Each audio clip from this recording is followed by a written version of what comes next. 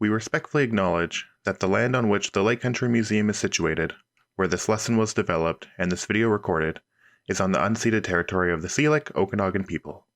Thank you.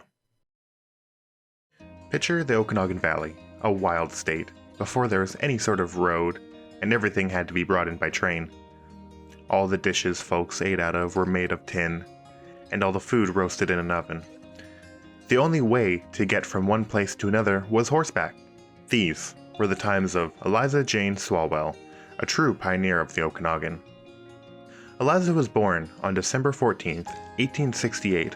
Her father was George William Simpson, a devout Christian, who never left anywhere without his Bible. Eliza's mother was Sarah Sebesta, a prominent member of the Syilx Nation. Eliza was proud of her family heritage. She was a fluent speaker of both English and in Syilxian, which is no small accomplishment. The Winfield community was relatively small, and Eliza was a huge part of it. Her main focus was always on the families of the area. One of her jobs was assisting the local midwife, helping to deliver new babies. After, Eliza would care for the mothers and their newborn babies. You could say Eliza worked as a type of nurse. In her spare time, Eliza was a talented writer and a student of history. One of her neighbors, Mrs. Powley, frequently went to Eliza for help compiling the local history of Winfield. Eliza shared important facts such as the Syilxian names for places around the area, such as the name for Wood Lake being Palmwash. Another one of her most well-known pieces of writing is titled Girlhood Days in Okanagan. In this writing, she wrote about her own experiences growing up in this area of the Okanagan.